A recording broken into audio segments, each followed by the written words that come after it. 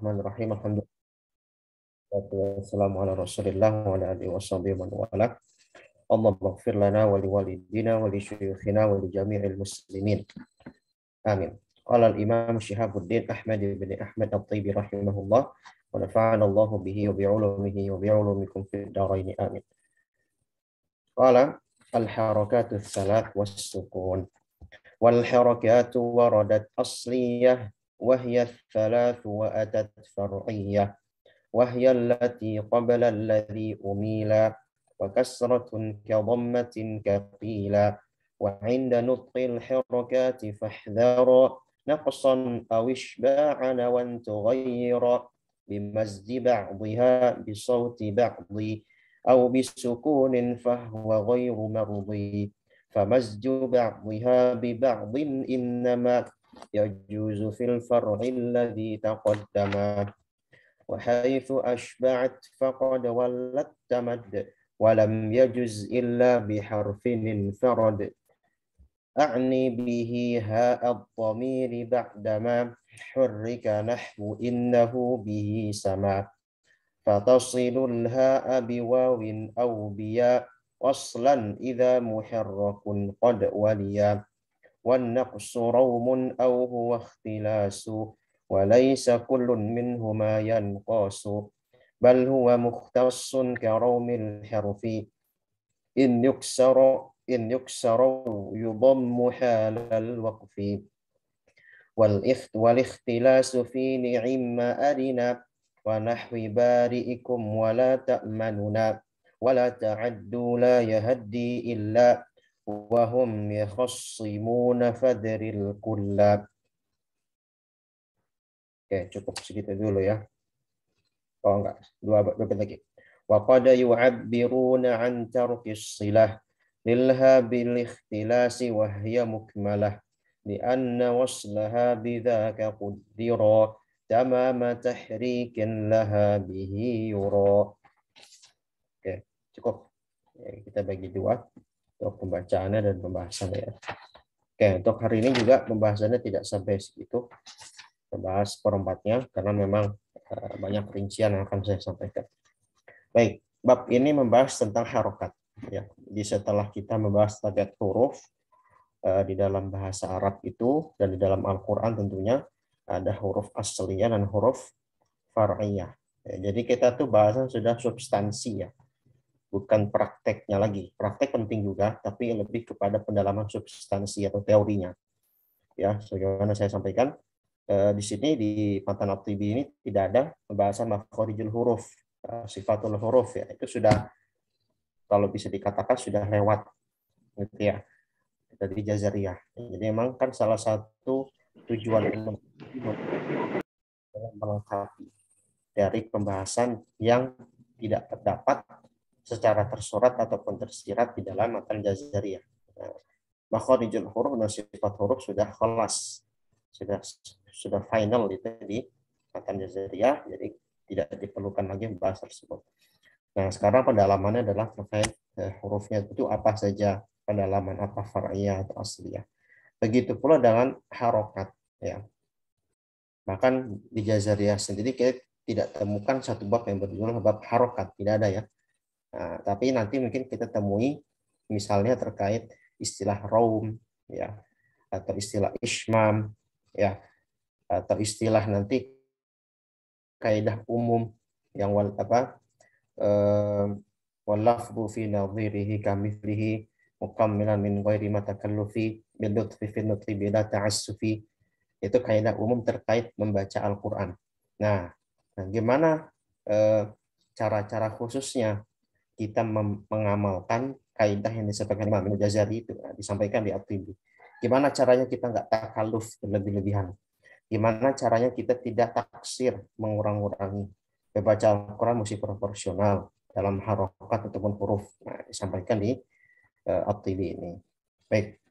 Oke, kita masuk ke bab al-harakatus tsalas was-sukun. Al-harakatus tsalas artinya harokat yang tiga.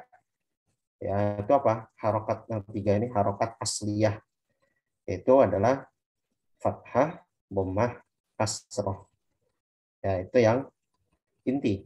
Sebagaimana huruf ada yang asliyah, maka harokat pun juga ada yang asliyah.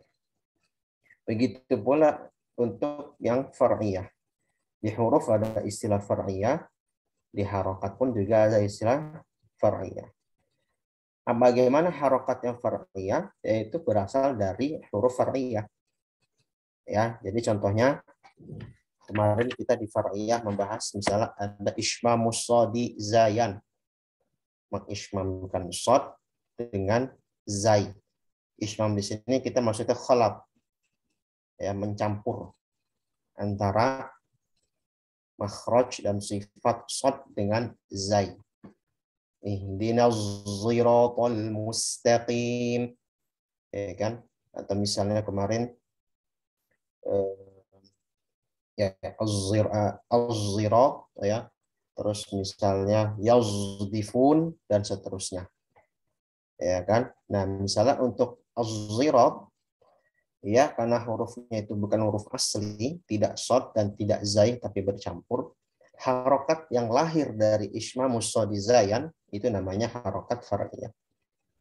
Ya, seperti itu. Begitu pula misalnya terkait imalah. Alif al-mumalah. Asalnya kan alif itu adalah ya kita berbunyi dengan a. Ya, alif itu berbunyi a. Ya, dia disandingkan dengan harokat fathah maka bunyinya a. Ya, maka bunyinya a ya dari harokat fathah. Tapi ada namanya alif al-mumalah, alif tapi dia miring, ta'wij, condong kepada huruf ya, condong kepada kasroh pada harokatnya. Jadi imalah, ada imalah kubro, ada imalah sugro. Kemarin kan ada yang baca ada yang baca ada yang baca ya kan. Ada beberapa versi untuk imalah dan taklil itu. Tapi yang umum, yang mudah kita perhatikan imalah kubro karena ada di bacaan kita di Hafs hud 44 itu ya. Bismillahi majriha. Ya. Kalau taklil atau imalah sugro ya atau jadi dia nya tidak sempurna, dia lebih condong kepada alif. Kalau kulihal alif tapi dia condong kepada huruf lain, harokat lain, itu jadi far'iyah.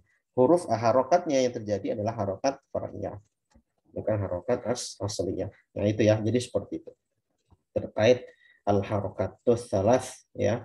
Jadi maksudnya adalah harokat yang utama, fathah, kasrah, dhammah, ya, dan ditambah nanti turunannya ada harokat far'iyah, ya. Tapi tidak disebutkan di matan di sini, sudah tersirat ya, sudah tersirat. Baik, di matan di sini disebutkan, dibacakan wal harakatu waradat asliyah wa hiya tsalatsu wa atat far'iyah. Harokat itu yang terwaritkan, yang tersampaikan, yang asli, yang tersampaikan dengan kriteria harokat asliyah itu ada 3, wahiyat salah, wa'atat far'iyah, dan juga ada yang far'iyah. Ya, berarti far'iyah ini tersurat, afwan ya, saya koreksi, yang far'iyah tersurat. Jadi ada secara zahir, ada di matan. Jadi kata beliau, wal harakatu waradat asliyah wahiyat salah. Nah, untuk yang asliyah itu ada 3, fathah, kasrah, dhammah. Wa atat far'iyah wa hiya allati qabla allati umila wa kasratun ka dhammatin katila. Nah, ini baru yang far'iyah disampaikan, ada 2 contoh, yaitu alif mumalah dan kasrah seperti dhammah. Contohnya kuila. Ya, kuila itu termasuk apa kemarin ismam juga ya. Serta dari ismam. Jadi itu istilahnya kemarin ya, apa namanya? Ismam pada ya dan waw. Ismam pada ya dan waw. Jadi misalnya contohnya qala yaqulu, terus gimana kalau dijadikan bentuk fiil madhi majhul, ya kan?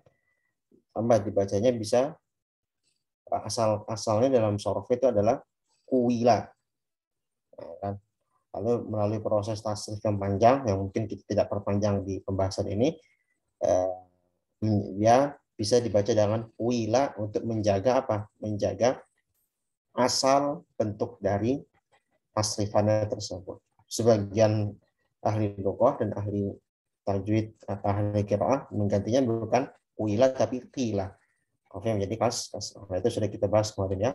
Sedikit memurojaah saja. Oke, itu terkait ismam apa namanya? Pada huruf ya atau waw ya. Jadi dua contoh itu masuk harokat far'iyah. Oke. Berikutnya, nah ini yang penting. Yang hari ini kita akan bahas rinci. Yang tadi itu hanya pembukaan ya.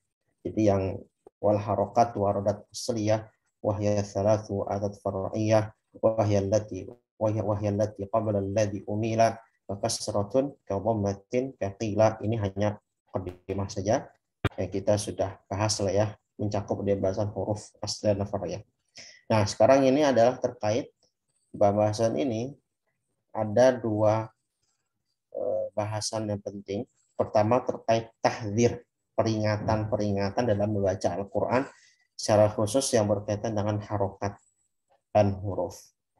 Yang kedua terkait nanti itmamul harokat, kesempurnaan harokat. Yang ini nanti menyempurnakan dari pembahasan terkait peringatan yang disampaikan lebih dahulu di dalam matan At-Tibi ini. Nah, itu nanti yang saya sempat singgung kemarin, ada istilah dhammah itu mesti mencucu atau harus menyempurnakan monyongan kita sehingga bunyi dhammah itu jelas. Ketika fathah mesti dibuka ke samping, kasrah mesti pipih ke bawah. Itu hanya istilah-istilah yang memudahkan saja ya. Itu ada di matan At-Tibi. Ya, jadi ada dua pembahasan utama terkait mengucapkan harokat dan huruf dengan benar.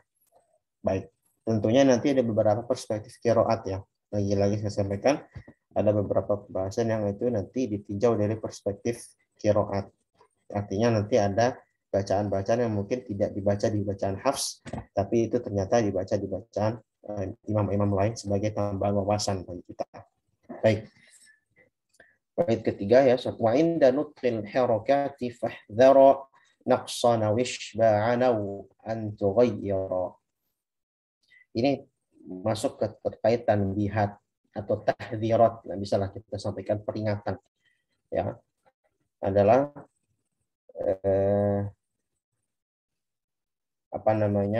peringatan dan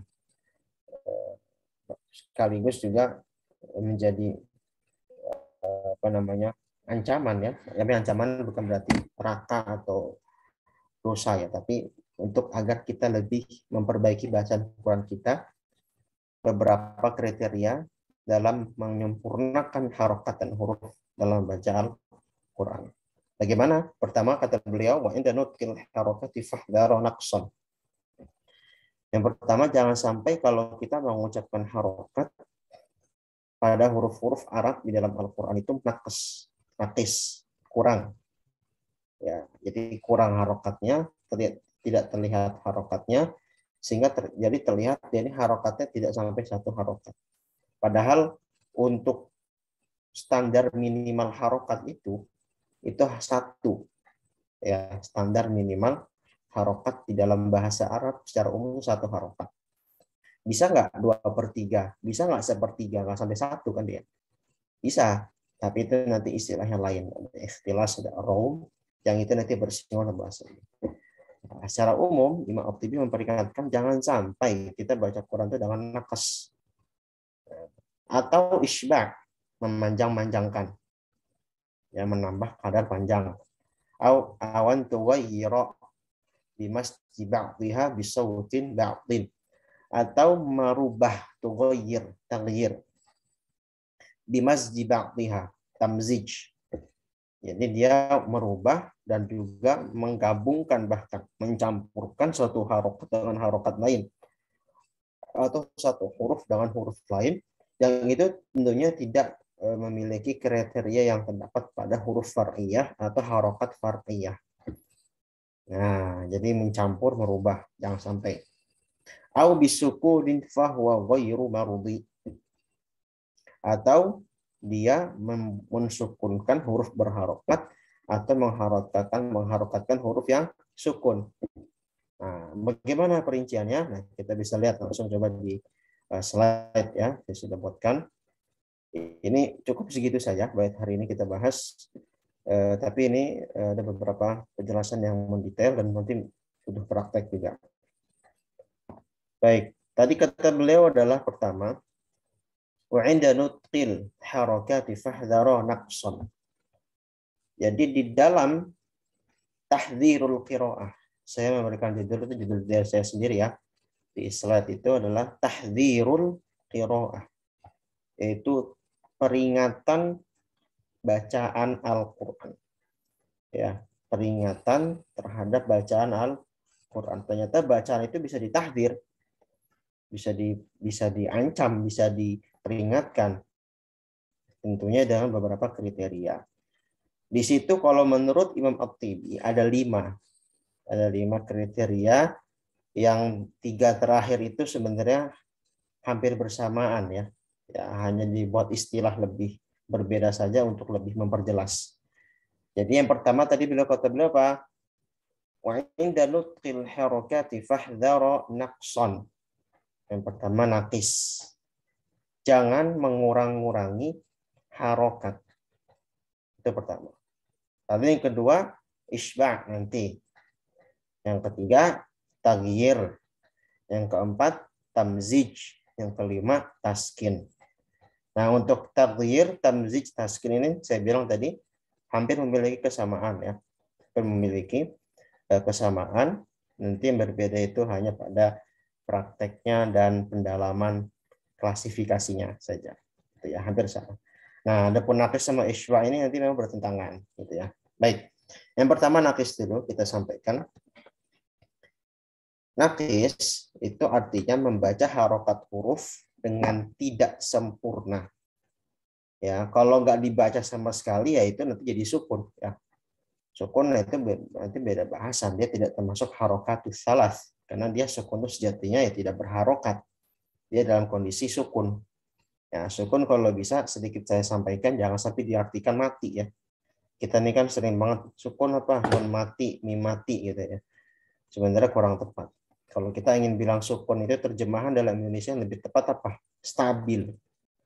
Tapi emang agak aneh mungkin ya. Kita ngajar tajwid misalnya. Ya misalnya jamaah kita akan bahas hukum mim stabil dan non stabil gitu kan.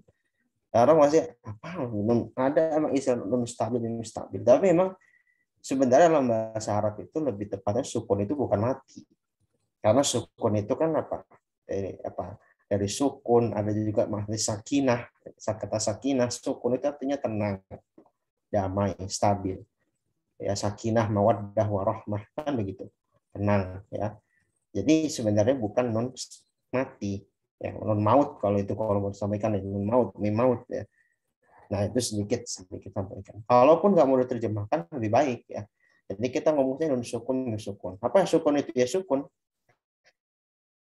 Karena ada beberapa ilmu syar'i, cara khusus ilmu qiraah ya dan ilmu tajwid itu nggak semuanya bisa diterjemahkan ke dalam bahasa kita karena nggak ada padanan yang pas. Kadang-kadang kalau dipadatkan ke dalam bahasa kita jadi kurang pas, jadinya malah maknanya jadi aneh gitu ya. Sehingga diperhatikan saja ya sesuai dengan kondisi gitu ya. Jadi sukun boleh sukun saja, maksudnya dibilang mati gitu. Oke, sedikit intermezzo. Jadi untuk nakis dia membaca harokat huruf dengan tidak sempurna. Jadi dia baca harokatnya, tapi nggak sempurna. Kalau nggak baca kan jadi sukun ya. Jadi dia menjadi sukun, menjadi lazim kondisi dia stabil. Tapi kalau ini baca tapi nggak sempurna. Padahal kadar asal, kadar minimal untuk setiap harokat dalam Al-Quran, ya dalam huruf-huruf Arab dalam Al-Quran itu satu harokat minimal ya. A, I, U, babi, bu, ta, ti, tu, sa, si, su. Itu satu hitungannya. Nah, tapi ada ternyata memang di dalam bahasa Arab ya itu memang ada cara mengucapkan harokat huruf itu tidak menjadi satu harokat. Ya, dalam ilmu tajwid pun juga dibahas itu nanti namanya istilah ikhtilas atau raum. Nanti di pembahasan setelah ini ada pembahasan khusus ya, wanaqsu raumun. Naqs itu adalah raum sejatinya. Yang itu nanti memang dia mengucapkan tidak sampai satu. Ya, dia 1/3. Ikhtilas 2/3. Artinya dia itu tidak dibaca dengan sempurna. Oke, contohnya nanti di bawah ya kita akan lihat. Nah, gimana caranya kita untuk takhallus, menyelesaikan atau kita terhindar dari cara ini. Jadi kita perlu cari solusi ya. Jadi kita tahu tahdzir, kita tahu peringatan, kita juga mesti tahu solusi. Jangan cuma diperingatin doang ya. Jadi kalau kita ngasih peringatan itu tuh kita kasih solusi. Solusinya gimana? Cara kita biar kita nggak nakis ini. Ya, kedua kadar harokat huruf itu harus sama dalam tempo tahqiq, tadwir maupun hadar. Nah, mungkin kita sudah banyak yang tahu terkait istilahnya marotib ya, suratil qiraah, tingkatan kecepatan bacaan Quran. Ada 3 secara umum, mazhabnya Imam Ibnul Jazari yang dirojihkan beliau ya. Nanti ada mazhab imam-imam lain yang menyampaikan ada 5 marotibnya, tingkatannya. Tapi yang rojih itu adalah 3. Yang pertama adalah tahqiq, yang kedua itu tadwir, yang kedua tadwir, yang ketiga adalah hadar. Oke, yang pertama itu tahqiq. Tahqiq itu kita baca dengan kadar pelan, bil butuh. Dengan kadar pelan, setiap harokat, misalnya setiap ayat kita waqaf, tidak ada mewasalkan ayat sama sekali. Dengan bacaan huruf yang jelas, harokat yang jelas, hukum tajwid yang sangat jelas. Ya, biasanya dalam rangka untuk apa? Menghayati bacaan Quran, ya, dalam rangka misalnya tilawah mandiri, ya, atau dalam rangka tadarus, ya, atau dalam rangka taklim, tahqiq, ya, atau dalam rangka ya pengajaran ya taklim, atau hal-hal tahqiq. Yang itu lebih utama ya tahqiq. Seperti itu. Kalau hadar kebalikannya, baca dengan cepat ya. Baca dengan cepat, tempo cepat, ya. Hurufnya tetap jelas, harokat tetap jelas, tetapi terlihat lebih cepat temponya. Ya, contoh misalnya saya contoh. Contoh nanti setelah tadwir. Kalau tadwir pertengahan, tidak terlalu cepat, tidak terlalu lambat. Hadar sama tadwir ini biasanya digunakan dalam sholat, utamanya kalau jadi imam ya, imam sholat itu rata-rata yang pakainya tadwir. Hadar misalnya ada juga kayak Syekh Sudais beliau, ya imam Masjidil Haram kalau mereka sedang tarawih bacaannya panjang mereka pakai hadar, temponya cepat. Dan ingat ketiga metode, 3 tingkatan ini semuanya harus di bawah tartil, harus di bawah tajwid. Artinya mau dia cepat, mau dia lambat, mau dia pertengahan, mesti dengan tajwid. Tajwidnya nggak boleh hancur. Kalau tajwidnya hancur, lagi kalau baca hadar, maka itu tidak dibenarkan. Ya. Sebaliknya, dia tahqiq bacaannya pelan, saking pelannya dia malah berlebih-lebihan dalam menambahkan harokat, menambahkan huruf. Itu yang kita akan singgung sekarang. Itu juga tidak boleh. Ya, nah mungkin saya contohkan secara umum dulu ya. Karena pembahasan ini sebenarnya kan tidak ada di matan ya, hanya tambahan sehingga saya nggak masukkan, tapi bisa saya selipkan ya, biar kita lebih paham. Misalnya untuk tahqiq ya, misalnya kita baca Al-Fatihah. Bismillahirrahmanirrahim. Alhamdulillahi rabbil alamin. Ar-Rahmanir-Rahim. Maliki yaumiddin. Nah, itu tahqiq. Jadi setiap ayatnya berhenti ya, mengambil nafas dulu bahkan ya. Ya memang sunnahnya mengambil nafas setiap ayat. Setiap hurufnya jelas, sifatnya jelas. Tahqiq. Baca dengan tempo yang pelan. Kalau hadar, Bismillahirrahmanirrahim. Alhamdulillahi rabbil alamin. Ar-Rahmanir-Rahim. Maliki yaumiddin. Nah, kalau hadar dia lebih cepat dan terkadang bisa diwasolkan antara satu ayat dengan ayat lainnya. Tapi ingat untuk wasol itu bukan syarat cepat atau enggak ya. Walaupun tahqiq itu bisa diwasol bisa. Tapi memang secara umum tahqiq itu diwakafkan semua, hadar diwasolkan semua atau banyak sebagian ayatnya diwasolkan. Walaupun enggak semua. Kalau tadwir pertengahan, Bismillahirrahmanirrahim. Alhamdulillahi rabbil alamin. Ar-Rahmanir-Rahim. Maliki yaumiddin. Ya, kira-kira kalau dipakai imam-imam sholat. Nah, itu tempo-tempo ini ya, dibenarkan semua ya, dipraktekkan juga oleh Rasulullah, para sahabat ya, para ulama ya, para ahli qiraah ya, para qori ya, dipakai semua. Nah, yang menjadi pembahasan inti adalah tempo-tempo ini harus disesuaikan dengan tajwid, jangan sampai dia nanti melewati batas yang itu bisa menghasilkan dua kutub ekstrim, ekstrim kanan, ekstrim kiri. Ekstrim kirinya itu nakis, bacaannya kurang. Ekstrim kanannya dia isbah, nanti berlebihan, nambah-nambah. Nah, jadi pertama, harokat itu mau dia tahqiq, mau dia tadwir, mau dia hadar harus sama. Oke, yang kedua ini paling penting. Jangan terlalu berfokus pada lagu atau irama bacaan. Kadang-kadang karena kita terbawa, apalagi kalau kita baca tahqiq, lagi jadi qori ya, jadi pembawa baca Quran di suatu acara, terus kita menikmati bacaan kita menjadi qori'nya, karena saking nikmatnya kita diberikan Allah kemudahan berlagu dalam Al-Quran, dan lagu Quran itu sunnah ya. Zayyinul Qur'ana bi aswatikum, kata Rasulullah SAW. Hiasi Al-Quran dengan suara-suara kalian. Ya, lagu Quran itu sunnah ya. Tentunya memang ada beberapa kriteria khusus ya. Salah satunya adalah lagu itu jangan sampai malah menjadikan hukum-hukum yang ada, yaitu hukum-hukum tajwid yang ada malah dilanggar, sehingga menghasilkan dua kutub ekstrem yang saya bilang, ekstrem kanan, ekstrem kiri. Yaitu yang kiri itu mengurang-urangi, yang kanan itu berlebih-lebihan. Oke. Contoh, nah mungkin biar kebayang sekarang. Contohnya gimana sih nakis ini? Ya, contoh misalnya ada lafaz khalaqakum. Ya, kita ambil contohnya kalimat satu kalimat saja ya. Kita nggak perlu ambil panjang-panjang dulu ayatnya. Jadi nanti bisa kebayang. Nanti kan kita praktek baca setelah ya sebagaimana di flyer daurah ya. Setelah kita khatam Al-Mufid, kita akan praktek full ya, juz 29 insyaallah. Melanjutkan talati juz 30 sampai selesai di tahun lalu. Nah, di situ kita akan lebih banyak dari interaktif. Yang sekarang ini kita dasar-dasar dulu. Oke. Contohnya makanya saya ambil per kata, per kalimat, jadi biar lebih fokus. Contoh untuk khalaqakum. Khalaqakum ini harokatnya semuanya ini fathah. Kho, la, o, kum. Kecuali kum ya, afwan. Kecuali kafnya sama mimnya. Kafnya dhammah, mimnya sukun. Tapi khalaqonya fathah tiga-tiganya. Kalau kita baca yang normal, karena ini mereka satu harokat semua, tidak ada huruf mat, ya, tidak ada huruf mat, ya kita lihat tidak ada satu huruf mat pun di antara mereka, maka kita baca dengan satu harokat dengan seperti ini. Khalaqakum, khalaqakum, satu harokat.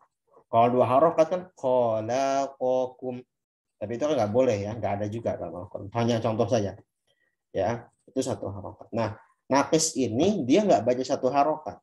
Biasanya dia terjadi di tengah-tengah kata atau tengah-tengah kalimat. Kenapa? Faktornya mungkin karena dia terlalu cepat membacanya.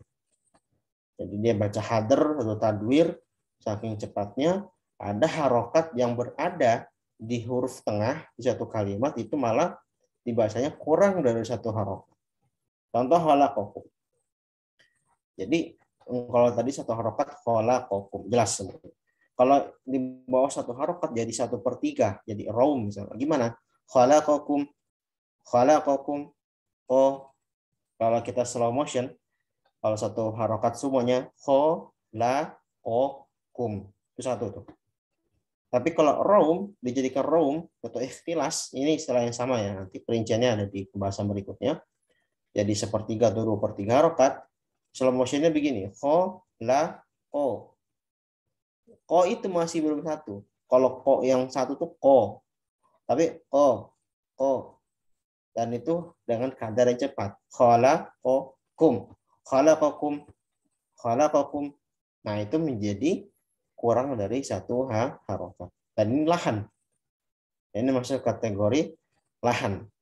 Ya, memang lahannya tidak sampai jali ya.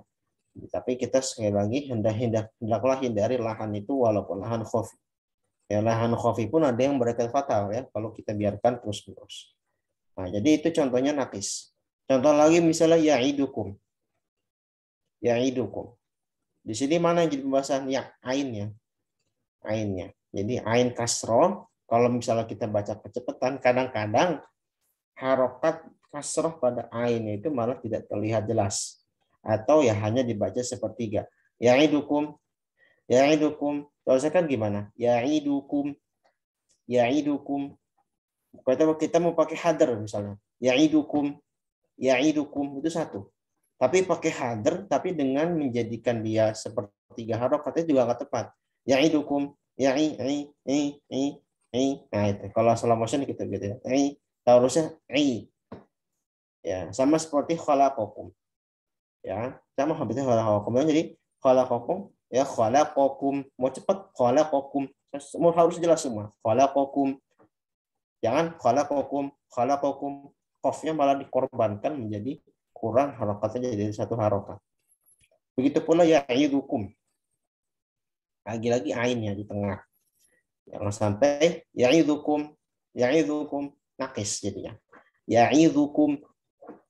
Ya, kalau mau tahqiq ya'idukum. Hadr ya'idukum.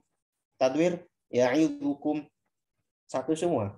Jangan ketika hadr apalagi tadwir apalagi hadr ya'idukum malah jadi ikhtilas. Atau arina ya, misalnya arina di surat Al-Baqarah ada ya, arina manasikana wa tub 'alaina innaka antat tawwabur rahim. Akhirnya satu, nanti bisa dicek. Arina ini yang pembahasan sama ro-nya, jadi ro kasrohnya. Jadi tadi saya bilang nakis ini rentannya di mana? Di tengah kata, tengah kalimat, dan itu secara khusus pada harokat kasroh. Bisa pada fathah, contohnya tadi khalaqakum ya, tapi itu sedikit. Yang paling banyak tuh di tengah kata, di tengah kalimat, berharokat kasroh. Nah itu tuh. Dan dibaca dengan cepat, dan kadar hadar. Nah itu sangat rentan ke nakis. Arina. Kalau kita baca hadar, dengan yang benar gimana? Arina manasikana. Arina. Jelas. Rohnya kasroh jelas. Dengan tahqiq, apalagi mesti jelas. Arina manasikana. Tadwir arina manasikana. Sama satu hitungan temponya sama semua, satu harokat. Kadarnya sama. Nah, yang nggak boleh itu adalah menjadikan ikhtilas atau roh pada roh kasrohnya. Arina manasikana. Arina manasikana. Nah, tetapi catatan penting saya kasih di bawah, huruf yang digaris bawahi tentang ikhtilas yang roh yang tidak dibenarkan pada riwayat Hafs an Asim. Jadi ini perspektif riwayat Hafs yang membuat bacaan kita. Memang ada qiraah baca dengan cara ikhtilas atau roh pada kalimat berikut. Ada cara khusus pada kata arina ini. Nanti ada juga la ta'addu ya. Nanti ada juga ya khisimun itu ada. Itu perincian nanti di pembahasan berikutnya.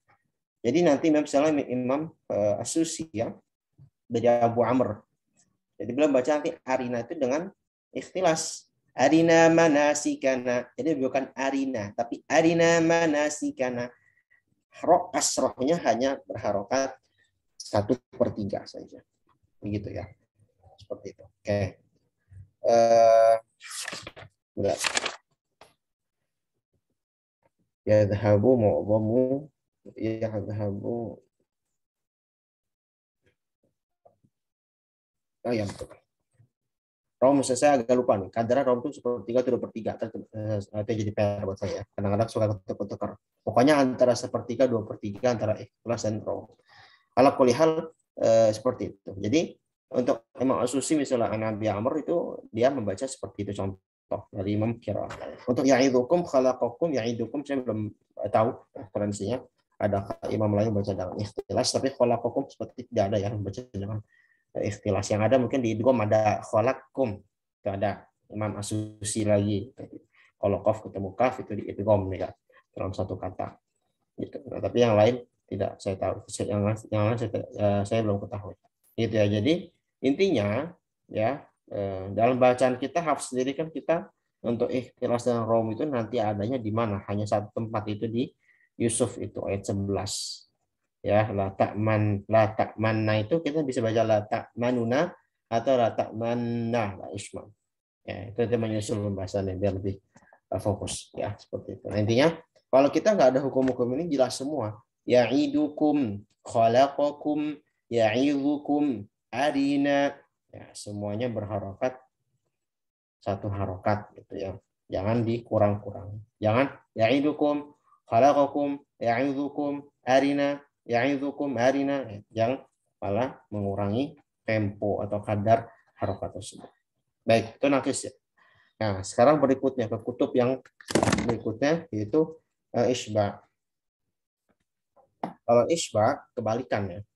Kalau tadi nakis itu mengurang-urangi, sekarang manjang-manjangin. Nah, ini yang paling sering terjadi. Kalau tadi nakis itu memang jarang orang ketahui ya. Artinya orang itu mungkin jarang menyadari hal tersebut itu salah gitu. Karena memang dia khofi sekali terlihatnya.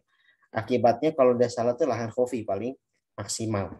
Ya, jadi misalnya kita baca arina manasikana, yang penting nggak menjadi sukun aja.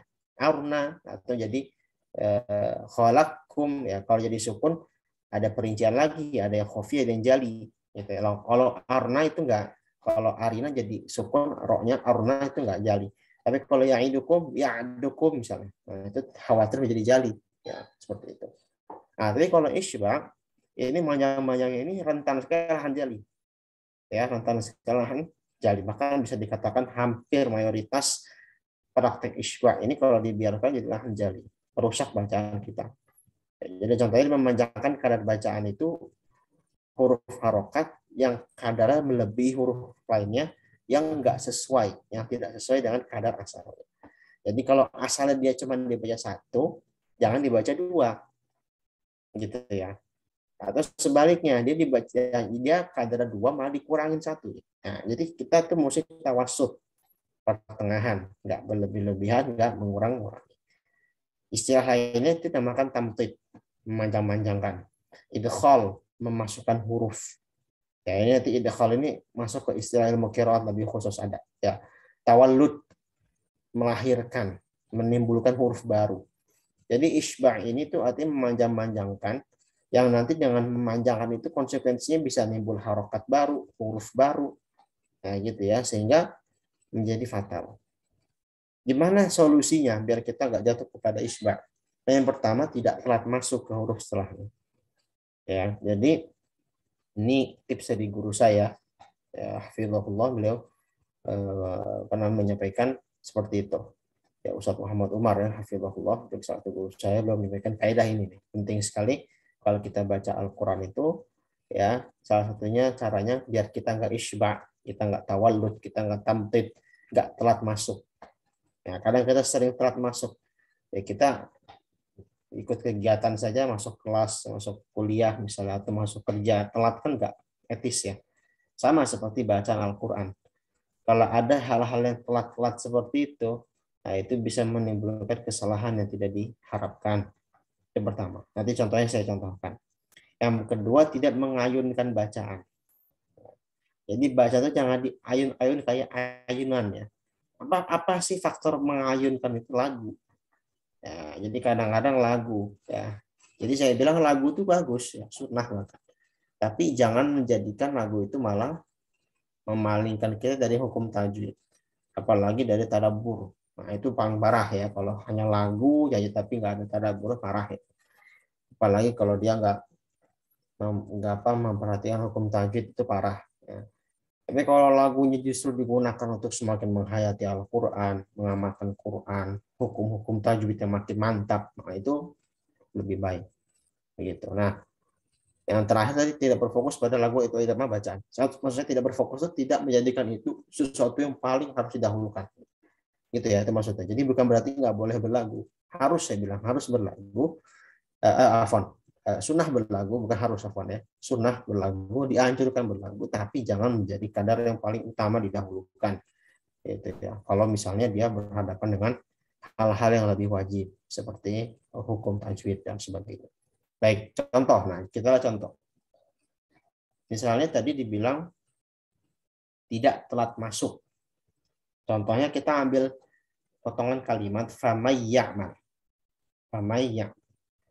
Nah, di situ misalnya kita lihat dari kata faman.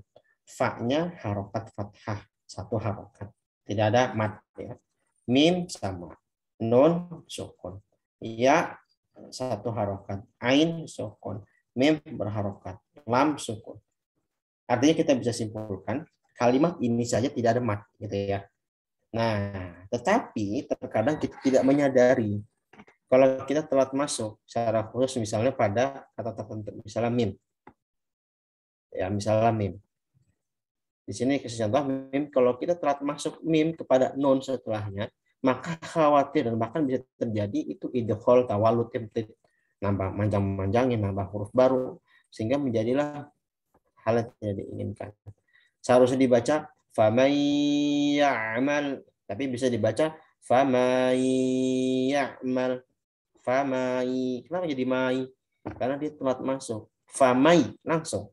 Faman. Kalau kita potongkan faman. Satu ya satu. Kalau satu harokat mesti bergegas dia. Satu semua rangkaian harokat hurufnya mesti cepat. Jangan kelambatan. Karena mimnya telat masuk ya jadinya dia apa ya jadinya keteteran. Famai. Nah, itu udah nambah. Dan itu bisa jadi maknanya berubah. Gitu ya. Oke. Apalagi misalnya contohnya kuntum. Ini paling sering kuntum. Kuntum, apalagi kalau kita ini ingin dalam dengan dalih ingin menyempurnakan ikhfa. Nun sakinah ketemu tak. Oke, benar, ikhfa hakiki. Tapi jangan sampai dengan dalih menyempurnakan ikhfa hakiki, kafnya malah terlantar sehingga dia malah jadi telat masuk sehingga menjadilah tawallud idkhal tamtid isbah. Nah, tuh satu paket tuh. Jadi kan seharusnya dibaca kuntum. Contohnya misalnya potongannya gini. In kuntum ta'lamun. In kuntum. Contohnya begitu ya. Kan banyak ya. In kuntum ta'lamun, in kuntum mu'minin. Banyak. Oke. Contohnya in kuntum. Kuntum di sini ya termasuk dari in ya bisa juga ya. In kuntum gitu ya. Itu karena dia semuanya tidak ada mat, satu harokat, masa masuk semua. Jangan telat. Kalau telat bisa berabe. Ya contoh kuntum saja. Misalnya kafnya telat masuk. Maka dia menjadinya kuntum. Kuntum. Beda dengan kuntum. Beda ya. Yang satu kun kan ada wow. Kalau dia malah apa dia telat masuk, dia bisa menimbulkan huruf wow tambahan tawalud sekaligus seakan-akan jadi mat. Kuntum itu salah. Harusnya kuntum kuntum. Begitulah misalnya in kuntum. In juga sama tuh. Sering sekali telat masuk atau karena di ayun ya. Pakai lagu misalnya. In kuntum ta'lamun. Wah, lagunya luar biasa, enak gitu kan. Tapi ternyata kalau orang paham pasti akan lihat, waduh, ini bacaannya kacau. In kuntum ta'lamun. Wah, Allah Allah itu kan. Bagus ya, bagus bacanya yang bagus. Cuman sayang itu ada yang berlebihan. Itu satu. Yang kedua kun. Harusnya lebih bagus lagi gimana? In kuntum ta'lamun. Nah, bantu cakep gitu ya. Nggak ada yang di lebih-lebih. Nah, gitu. Jadi ingat nanti itu ada kaidah sendiri Syekh Aiman itu di Tajud Musawwar di syarah Al-Mufid ini Mustala Jazari beliau mungkin dari Imam Jazari di Al-Masyar itu ya. Jadi bacaan Quran yang bagus itu bukan yang mendayu-dayu ya, bukan yang terlihat apa sampai orang yang menangis gitu kan. Ya kalau dalam rangka khusyuk ya itu serahkanlah hati pada Allah ya. Tapi yang bacaan Quran bagus itu yang mengalir sebagaimana biasa gitu ya. Sederhana, tidak berlebihan, tidak mengurangi. Ya itu tuh contoh. Contoh lagi misalnya innalladzina. Ya, inna ya, tadi inna ya. Inna tuh sering sekali ya. Jadi misalnya inna kalau telah masuk jadinya innalladzina amanu, innalladzina kafaru. Kalau usah innalladzina. Seperti di surat misalnya Al-Kautsar ya. Inna a'tainakal kautsar. Itu sering sekali hatta sebagian imam saya dengar misalnya baca Al-Kautsar lagi sholat. Bismillahirrahmanirrahim. Inna. Nah, itu termasuk udah. Telat masuk ya. Terus juga karena dia pakai lagu yang dia bisa ya mengayunkan, dia terbawa dengan ayunan itu sehingga hasillah tamtidnya itu tawaludnya itu. Itu udah nambah. Seharusnya Bismillahirrahmanirrahim. Inna langsung masuk. Ketika perlu pakai inna, nggak perlu lagi. Ya gitu. Itu bisa lahan jali. Ya, ini bisa lahan jali. Jadi ini masuk ini bisa dikatakan lahan khofi yang maknanya berubah. Jadi kalau di Manzumah Hokoniyah itu, ya bikin bisa simak ya, daurah saya tahun lalu. Ya Hokoniyah itu Imam Hokoni itu menarik ya. Di syarah beliau itu, di syarah oleh Syekh Islam Azhari ya, di syarah Hokoniyah beliau itu. Jadi menarik. Beliau, jangan anggap lahan khofi itu maknanya nggak berubah makna. Lahan khofi itu bahkan bisa berubah makna pada sebagian kondisi. Apalagi kayak gini sekarang. Ya contoh ini. Ini kenapa dinamakan ini bisa juga dinamakan lahan khofi karena lahannya itu samar. Kan khofi kan itu samar ya. Dan itu biasanya diketahui kalau orang udah belajar dengan benar, dengan tekun. Kalau kita masih tahap dasar, belajar dasar kita nggak mengetahui hal ini. Ya, maka intinya kita terus belajar, itu ya. Jangan merasa cukup dengan apa yang sudah kita miliki. Ternyata kofi kan, ternyata kita nggak menyadari sama ini. Dulu kita baca biasa aja inna in kuntum biasa aja tuh nggak masalah dulu di TPA misalnya. Ya memang dulu TPA masih dasar, misalnya begitu. Tetapi sekarang udah makin belajar, salah makin tahu. Ya, ketika ada kesalahan ini dan itu banyak orang yang salah pada hal ini, itu bisa dinamakan lahan khufi karena kesalahan itu memang terlihat sangat samar, tapi hakikatnya bahkan bisa merubah makna. Jadi ada juga lahan khufi yang merubah makna. Jadi memang nanti definisi lahan khufi jali itu memang ada sedikit inilah diskusi lagi ya. Jadi bukan hanya sekedar loh jali itu berubah makna, khufi nggak berubah makna, enggak. Hakikatnya lihat. Jali itu memang benar-benar salah dengan jelas. Misalnya baca iya karena budua iya karena stain itu kan jelas ya, orang awam pun tahu itu kan ain. Kenapa dibaca hamzah? Jelas.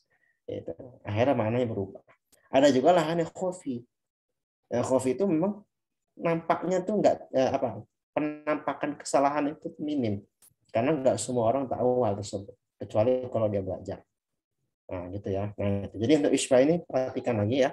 Contoh ini nanti kita praktek lah ya, di sesi akhir. Oke, baik. Lanjut. Wah, bentar lagi kita mau habis ya. Karena kalau bicara kadang-kadang jadi terbawa suasana juga. Jadi saya kadang nggak ngecek. Oke, percepatannya langsung isba. Nah, guys, isba berikutnya tadi apa? Taghyir ya, yang ketiga.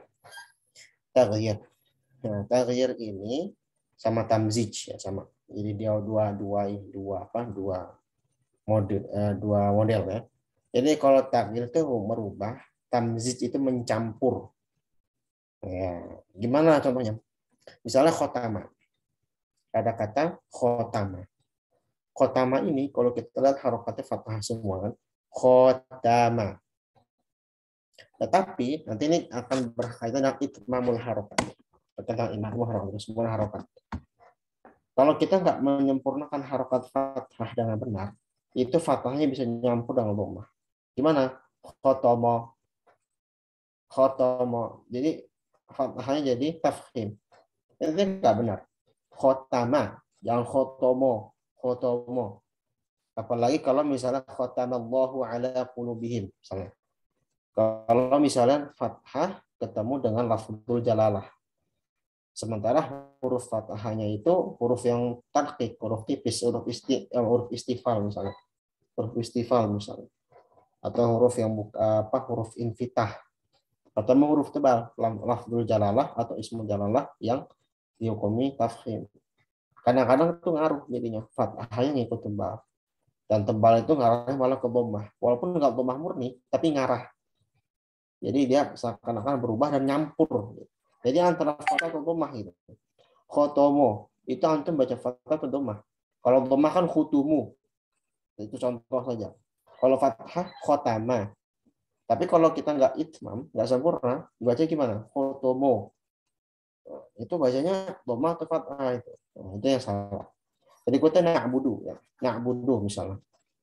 Dhammah bercampur dengan sukun. Contohnya ketika wasol contohnya. Jadi misalnya seharusnya kita bacakan iyyaka na'budu wa na'budu wa. Sempurnakan dhammahnya na'budu wa iyyaka. Tapi terkadang karena kita apalagi kalau baca hadar ya, kita malah mensukunkan dal. Iyyaka na'budu wa na'budu wa iya.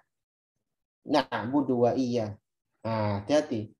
Kalau kita lagi baca hadar atau apa, jangan sampai harokat ini malah tersukunkan atau malah bercampur. Na'budu wa iya. Dia pengen dhammah tapi nyampur sukun. Bahkan nanti bisa ngarah ke ikhtilas atau raum. Gitu ya. Itu mesti di hati-hati. Bihi kasroh bercampur dengan fathah. Gimana tuh? Seharusnya kan bih. Misalnya kita wakaf bih. Tapi kadang kita baca sering gimana? Beh. Hatta orang Arab sebagian begitu ya dalam percakapan mereka sehari-hari beh. Atau baca Quran pun mereka gitu beh. Ada kata bihi. Kalau wasol kan bihi illa atau bihi apa. Tapi kalau wakaf bih. Jelaskan kasroh. Jangan beh. Beh itu kayak nyampur kasroh dengan fathah. Itu dihindari. A'udzu. Ya, ini contoh yang paling sering tahu. Kalau ini terjadinya karena malas. Ya.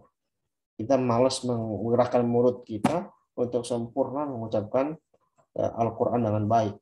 Jadi seharusnya a'udzu billah, a'udzu. A-nya lebih jelas. Dibuka ke samping. A'udzu misalnya.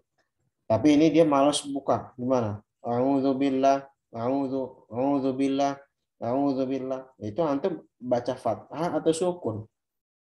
Bercampur dia berubah. Yang terakhir misalnya as-sirat. Ini sering juga misalnya ihdinas siratal ladzina an'amta 'alaihim. Itu nyampur. Itu baca kasrah atau sukun. Nah, itu mesti diperhatikan. Nah, ini kalau ini lahannya ya bisa ke lahan khofi, bisa lahan jali. Itu ya, hati-hati juga. Ya bisa bermakna juga pada sebagian kondisi. Ya, atau paling minimal merubah i'rab. Ya, merubah i'rab dalam bahasa Arab. Ya, itu pun juga harus dihindari. Oke, next. Kita lagi berarti terakhir taskin ya. Oke, taskin. Taskin itu artinya mensukun. Taskin artinya sukun. Apa yang dibahas dalam masalah sukun? Yang diperingatkan terkait sukun, mensukunkan huruf yang berharokat. Taskinul mutaharrikat. Jadi hurufnya itu berharokat tapi disukunkan pada keadaan wasal. Atau kasus lain yang sering terjadi justru apalah? Mengharokatkan huruf sukun. Dia hurufnya sukun, tapi malah diharokatkan. Tahrikus sawakin. Nah, ini istilah saya juga mengutip dari guru saya, Syekhuna Farabi, beliau pernah mengatakan sukun ilegal, qalqalah ilegal. Ya, ini hanya istilah saja ya, nggak usah dimasukin ke hati. Contoh saja, memang benar ya. Jadi ada kondisi tertentu sukun itu ilegal dia. Harokat pun juga ilegal. Karena nggak pada tempatnya. Gitu ya. Contoh, kita langsung ke contoh. Misalnya begini. Hari na'budu ya. Na'budu kalau kita wasal kan na'budu dalnya mesti dhammah ya. Mesti dhammah. Iyyaka na'budu wa iya. Jelaskan dhammah. Jangan sampai iyyaka na'budu wa iya. Jadi malah dhammah malah menjadi sukun beneran. Itulah sukun ilegal namanya. Yang seharusnya nggak sukun malah sukun. Nah, itu contoh na'budu. Yang lainnya belum saya dapat lagi contohnya, tapi ada beberapa kasus lah. Kalau kita laki mungkin kita akan dapatkan lagi. Nah, kalau yang terakhir ini contoh sering terjadi adalah tahrikus sawakin, mengharokatkan huruf sukun. Apa contohnya? Dia malah menjadikan qalqalah huruf yang nggak qalqalah. Contoh misal an'amta. An'amta. Di sini nggak ada huruf qalqalah kan? Nun yang sukun, nun ya, mim itu tidak huruf qalqalah. Tapi terkadang kita baca dengan qalqalah. An'amta siratal ladzina an'amta 'alaihim. Itu qalqalah mana itu? Padahal qalqalah kan hanya kutbu jadin doang. Ya kan? Atau baju di toko. Ya, tapi ini malah nambah nun sama mim. Kenapa bisa terjadi seperti itu? Karena kita nggak sempurnakan itu sifat nunnya, sifat mimnya, yang dia dalam keadaan syukur. Kalau kita sempurnakan an'amta, bainiyahnya itu mesti jelas nun dan mimnya, sehingga menghindari sifat qalqalah. Dhallalna misalnya, dhallalna. Kadang-kadang baca dhallalana, malah hidup harokatnya. Yang seharusnya sukun malah hidup. Dhallalana, atau mantul. Al-maghdubi sama. Ghain Ya nggak boleh mantul ketika sukun. Malah terkadang dibaca al-maghdubi ghairil maghdubi alaihim ghairil maghdubi alaihim. Itu kurang tepat. Nah, itu ya. Oke, mungkin untuk masalah materi hari ini cukup ya. Nah, jadi ini. Oke, mungkin kalau ada yang mau bertanya silakan. Mungkin bertanya boleh di chat atau langsung. Raise hand boleh langsung. Apa namanya? Sambil nunggu kita praktek dulu ya. Oke. Mungkin dari ini siapa nih hostnya sih? Husna ya. Mungkin ditarik dulu ke slide yang sebelum-sebelumnya sambil kita ini tampung pertanyaan. Ini pertanyaan bagusnya dicat aja kali ya, biar lebih enak. Oke, dari yang nakis dulu contoh ya, praktek ya. Kalau bisa yang belum ya, kemarin pekan lalu sudah, gantian dulu ya. Oke. Jadi untuk yang bersuara ini buat praktek aja deh, yang nanya tolong dicat aja. Jadi biar gampang. Oke. Oh, untuk nakis ini coba nih ya, semuanya tolong praktekkan dengan benar ya. Jadi ini contohnya justru untuk benar, bukan untuk salah. Baca semuanya dengan harokat yang sempurna. Ya'idukum, khalaqakum, ya'idhukum, arina. Itu ya, contohnya gitu ya. Dan berikutnya. Oke, siapa yang mau coba untuk yang tahdir dari nakis ini? Silakan angkat tangan. Irfa'u aidiakum. Ya, silakan Mas Juan. Coba baca satu-satu ya.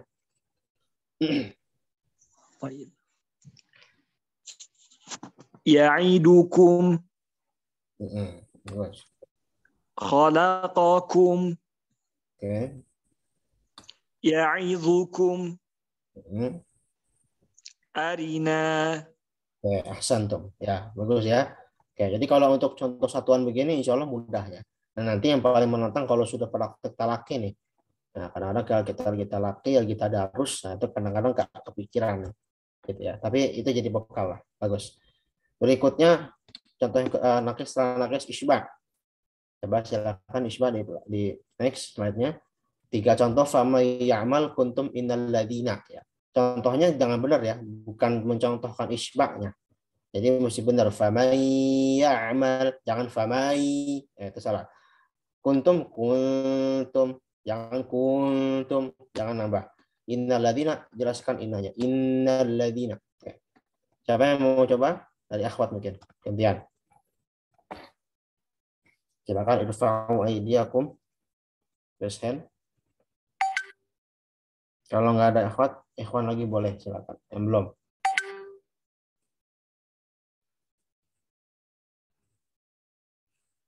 Ikhwan sepertinya 2 orang ya ini.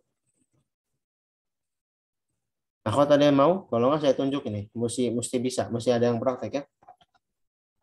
Kalau saya tunjuk saya ini dulu. Apa namanya?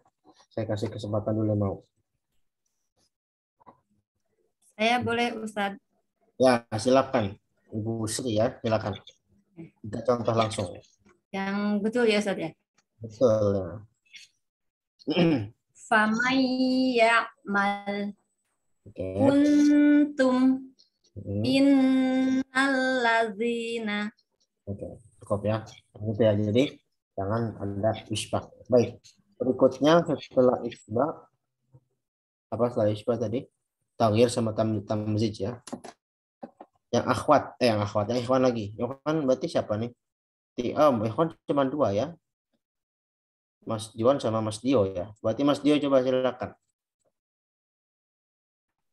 Yang mana Ustaz? Berikutnya, coba di next lagi slide-nya. Host. Yang ini. Nah ini ada 4 ya. Contohkan dengan benar ini semua. Jangan sampai ada campur-campurannya. Khotama na'budu bih. A'udzu as-sirata. Coba. Khatama na'budu. Nah itu hati-hati. Tadi kalau ini hati-hati juga domah itu kadang nyampur sama kayak o ya. Na'bodo budu. Nah jadi domah itu mesti lebih sempurna monyong ya atau sempurna u. Jadi u-nya bunyi sempurna ya. Kalau tadi antum tambahan baru berarti ini domah bercampur dengan huruf O. Ya, huruf O itu nggak ada dalam bahasa Arab. Itu hanya bunyi tafkhim ada ya, bukan huruf. Ya. Jadi jangan nyampur O. Na'budu. Coba diulang lagi, ya, Mas Dio. Na'budu Oke. bih Hmm. a'udzu Hmm. as-sirata Asal bilas. As-siratu. as-sirata. Kop ya. Terakhir taskin ya. Akhwat lagi silakan. Siapa yang mau akhwat? Assalamualaikum Ustaz. Assalamualaikum warahmatullahi wabarakatuh. Silakan Bu Desi langsung. Yang taskin. Yang mana na'bud ya? Semuanya. Na'budu, an'amta, wallalna, al-maghdubi. Na'budu, Hmm. an'amta, Ya. dhallalna, Hmm.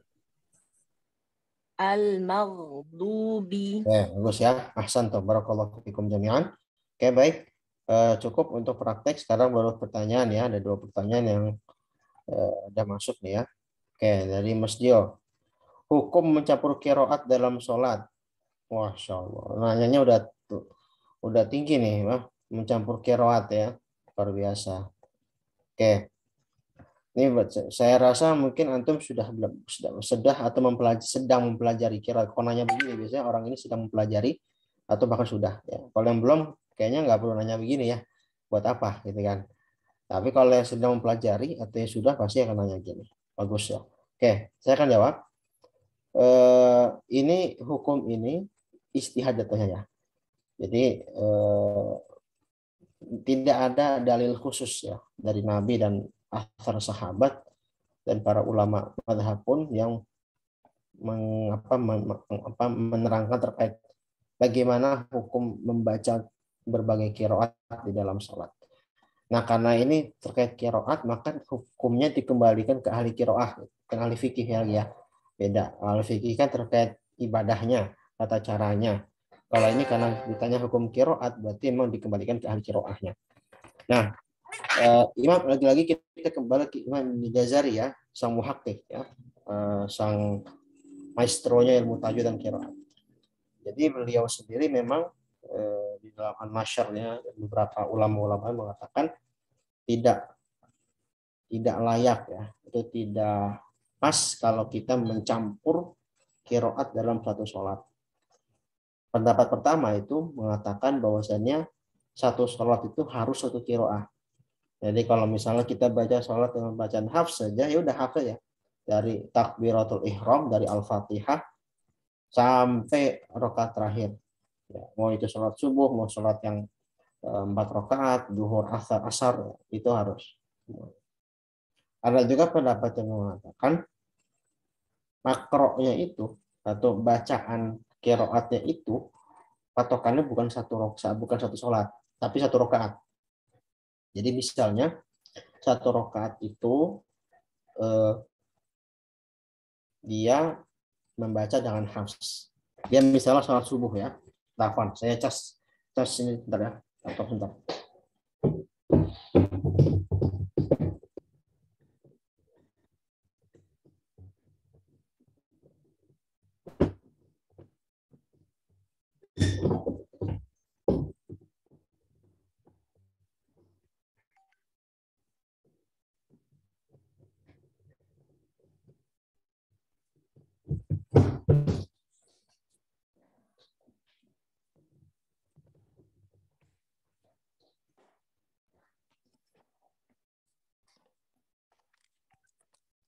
Agak sulit. Baik, kita lanjutkan. Pendapat kedua itu mengatakan bahwasannya hitungan makroknya yaitu apa makro itu terjemahannya, tempat bacaannya itu adalah satu rakaat. Jadi misalnya dia sholat subuh, rakaat pertama dia baca hafs, rakaat kedua dia pengen baca al-kisai misalnya, atau pengen baca hamzah. Wah, ini tuh bener ya pakai al-kisai, atau mau pakai Imam Hamzah Imam Warsh boleh aja, karena sudah satu rakaat. Nah, kita ada yang berpendapat seperti itu. Ala kulli hal memang tidak ada kesepakatan ya ujung-ujungnya. Tapi memang praktek dari para ulama ahli qiraah sendiri untuk khuruj minal khilaf mustahab. Keluar dari perselisihan itu adalah sesuatu yang dianjurkan. Sehingga lebih baik ya salah satu sholat itu kita satu qiraah saja atau satu riwayat ya afwan. Satu riwayat saja. Kalau qiraah itu kan dua rawi ya. Jadi satu riwayat saja. Misalnya kalau pakai qiraat Asim pakai riwayat Hafs cukup. Qiraat Kisai pakai riwayatnya Abul Harits atau Ad-Duri, tulis Kisai cukup. Ya nggak usah digabung-gabung. Karena jamak qiraat itu sendiri juga datangnya belakangan, menjamak qiraat ya. Jadi misalnya baca Al-Baqarah dengan 3 qiraat misalnya. Itu datangnya mengudasi belakangan.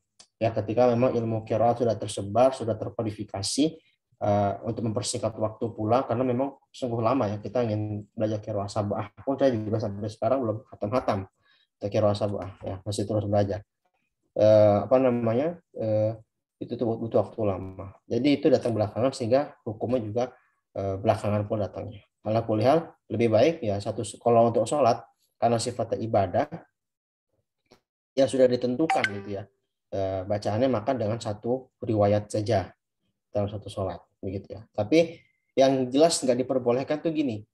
Antum Al-Fatihah baca Hafs terus nanti baca Al-Ikhlas pakai Al-Kisai itu jelas nggak boleh. Talfiqur riwayat itu nggak boleh disepakati. Mencampur adukkan riwayat dalam sholat itu nggak boleh. Kayak gitu ya. Jadi Al-Fatihahnya baca Hafs. Terus Al-Ikhlasnya baca dengan Al-Kisai. Nggak boleh. Itu sepakat nggak boleh. Tapi kalau satu rakaat dah full dapat Hafs misalnya. Terus rakaat keduanya pakai Kisai itu masih diperkenankan gitu ya. Itu yang saya ketahui ya. Jadi kalau nanti ada pendapat lain mungkin bisa saya bilang ini pendapat ini sifatnya ijtihadiyah ya, bukan yang tauqifiyah, bukan yang berdasarkan dalil yang qat'i, yang pasti. Jadi memang kalau nanti ada yang berpendapat lain ya silakan saja. Tapi yang saya amalkan, saya pahami ya untuk qiraat itu jangan dicampur-campur ya dalam sholat. Dalam sholat silakan, gitu ya. Allahu a'lam. Baik, cukup ya. Berikutnya siapa nih Mas Jar ya? Kesulitan mengucapkan ikhfa murakkak tanpa menambahkan isbah pada darah kalau. Oke, bagus. Jadi untuk ikhfa misalnya tadi ikhfa murakkak ya. Untuk ikhfa yang tarkik ya, ketika tadi misalnya kuntum aja ya, kuntum. Caranya ada tadi solusi itu udah ada caranya. Pertama jangan telat masuk. Jadi antum itu misalnya kuntum ya. Coba misal slide coba dilihat lagi ke yang tadi yang kuntum tadi itu di mana ya? Sebelumnya kayaknya kalau nggak salah yang kuntum tadi ada kuntum itu di isbah yang isbah salah kuntum ya. Jadi kuntum itu misalnya antum fokus saja kepada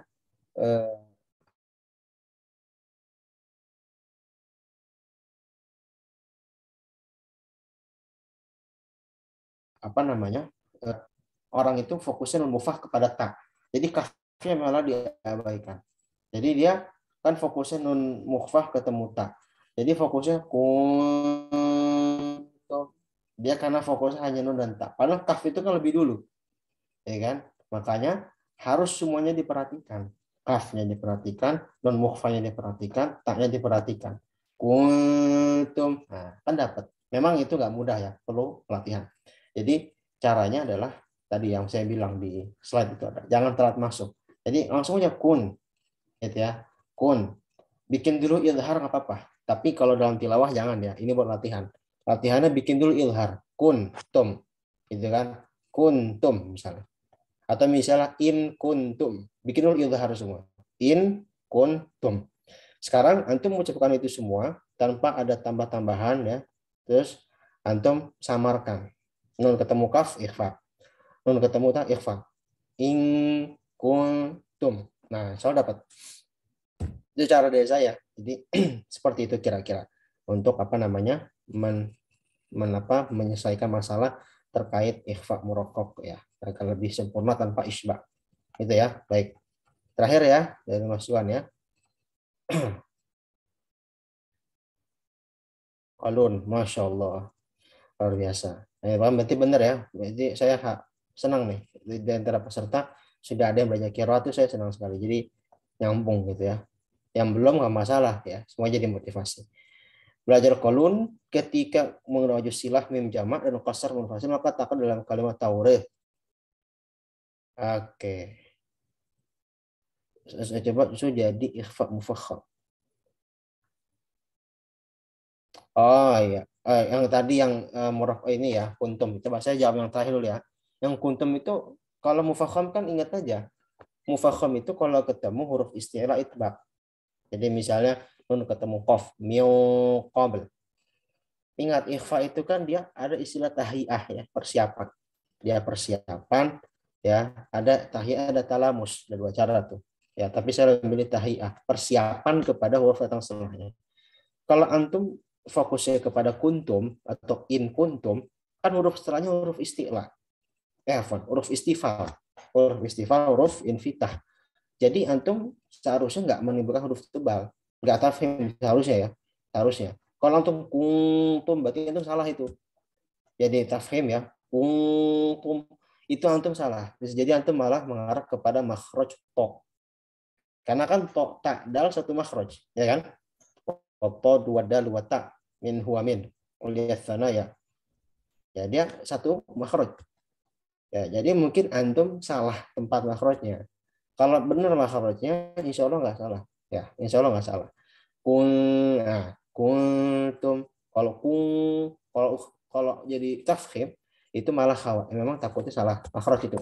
Antum ke to atau ke huruf lain, gitu ya. Jadi sempurnakan dulu persiapan ke huruf setelahnya. Insya Allah akan ikhfanya akan menjadi murakkab, bukan mufakham lagi, gitu ya. Baik, terakhir nih itu masalah kolun ya. Wajah silah, mim jamak dan qasar munfasil. Baik, takal ke taurih itu dibaca fathah. Oke, untuk taurih ya. Jadi di dalam riwayat kolun memang dia taurih ya, taurih. Taklil itu saya lebih milih cara taurih. Jadi taklil saya itu bukan taurih, tapi taurih. Bukan ya, Beda sama Kalau itu murni. Kalau saya taurih, taurih gitu. Itu memang ada dua cara seingat saya ya untuk taurih itu. Jadi dia bisa dibaca dengan fathah, bisa dibaca dengan taklil. Dan yang saya pahami, yang saya ingat pula, fathah itu muqaddam ya. Jadi dia lebih didahulukan dan itu tidak ada hubungan dengan silah mim jamak atau dengan mim jamak ya.